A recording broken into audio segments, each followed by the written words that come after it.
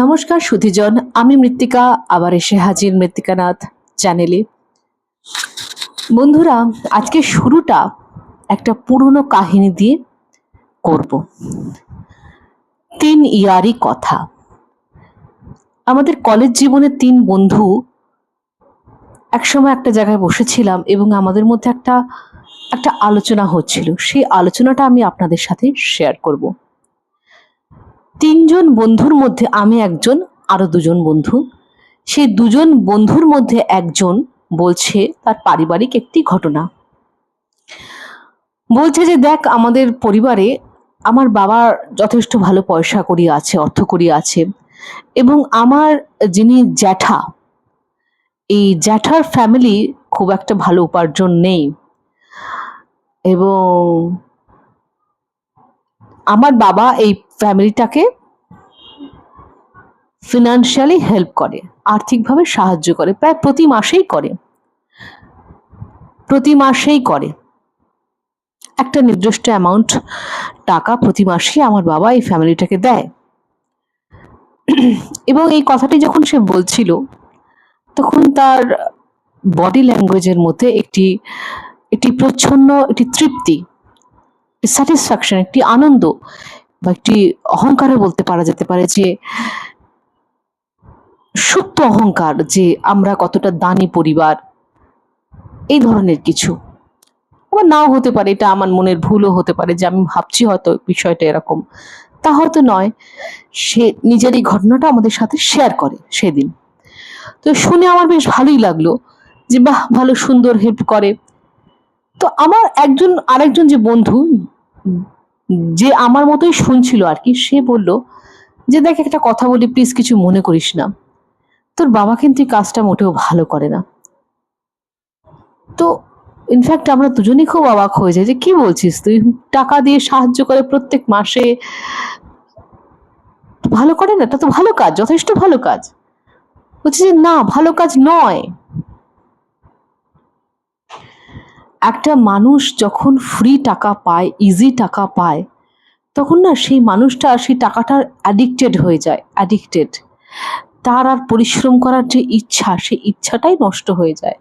খিদেই নেই তার, উপার্জন করার খিদেই নেই, জানে যে আমার কাছে আসবে, খুব অল্প পরিমাণে হলেও আমার কাছে প্রত্যেক মাসে চলে আসবে, আমার কি দরকার খাটাখাটনি করার।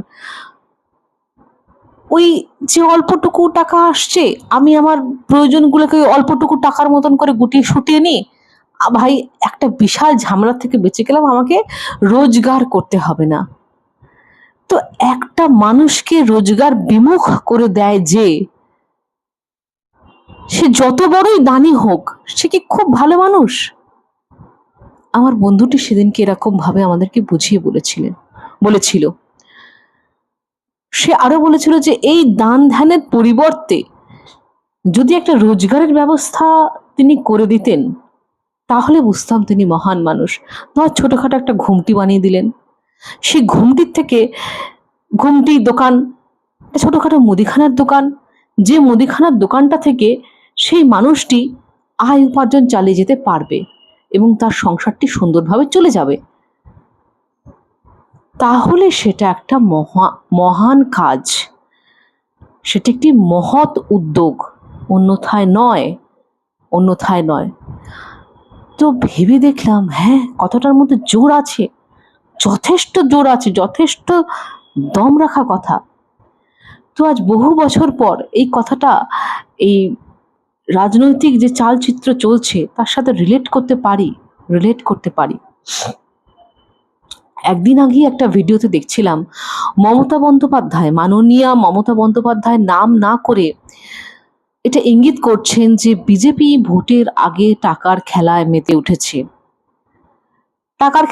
উঠেছে। তিনি বলছেন, কোট আনকোট, যে একটা 500 টাকা যদি একটা গরিব মানুষ পায়, তাহলে অনেক সময় গরিব মানুষটি কিন্তু বিভ্রান্ত হয়ে যায়, সে টাকাটি নিয়ে নেয়। কিন্তু গরিব মানুষকে মাথায় রাখতে হবে যে, বাপু হে, এই 500 টাকায় তোমার সারা মাস চলবে না, সারা জীবন চলবে না, একটা দিন চলতে পারে। সুতরাং টাকা নিয়েছো মানে ভোট দেওয়া নয়। এটি ছিল ওনার কথা, কম বেশি। হয়তো একটু আধটু আমিও সংযোজন করলাম, যেমন বাপুহের শব্দটা আমি সংযোজন করেছি। তো ওভারঅল এটাই ছিল ওনার কথা। তো আমার কথা হচ্ছে যে সেই একই কথা যুবসাথী, লক্ষ্মীর ভাণ্ডার, পুরোহিত ভাতা, তার আগে ইমাম ভাতা, ইমাম ভাতা তো আগে এসছে, তারপরে পুরোহিত ভাতা, তারপরে দুর্গাপুজোর ক্লাবে ক্লাবে টাকা, এগুলি কি এই একই একই জিনিসের পুনরাবৃত্তি না? একই সে ইজি মানি না? এখানেও কি সে একই কথা বলা যায় না যে টাকা নিলেই কি ভোট দিতে হবে? টাকা নিলেই কি ভোট দিতে হবে? সরকার, যে সরকারই হোক, যে কোনো সরকার, যে সরকারই এরকম ইজি টাকা ছড়াতে থাকে, একটা জিনিস বুঝতে হবে যে সেই টাকাটা না সরকার তার নিজের পকেট থেকে দিচ্ছে না, কখনোই না। এটা জনগণের টাকা, ট্যাক্সের টাকা, সাধারণ মানুষের ট্যাক্সের টাকা এইভাবে বিলিয়ে দেওয়া।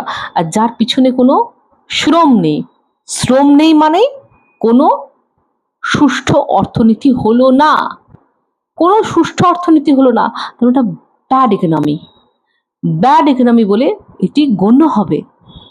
তো সেই টাকা ছড়ানো, যে ছড়ায়, যে সরকারই ছড়ায়, যেই হোক না কেন, জনগণ কি টাকা নিয়ে সত্যি তাকে ভোট দেবে? দেওয়া কি উচিত? জনগণের যদি বুদ্ধি থেকে থাকে, জনগণ কখনোই এই কাজ করবে না। আপনাদের কি মতামত? আপনাদের যাই মতামত হোক সেটা লিখে জানাবেন, এবং ভিডিওটি যদি ভালো লাগে একটি লাইক তো অবশ্যই করবেন, চ্যানেলটি তো অবশ্যই সাবস্ক্রাইব করবেন, এটি আমার একান্ত অনুরোধ। অবশ্যই অবশ্যই অবশ্যই সাবস্ক্রাইব করবেন। হ্যাঁ, আর ভালো লাগে এবং এই ভালো লাগাটা যদি ছড়াতে চান সবার সাথে, তাহলে শেয়ারও করবেন, প্রচুর শেয়ার করবেন। ভালো থাকবেন সবাই, ধন্যবাদ।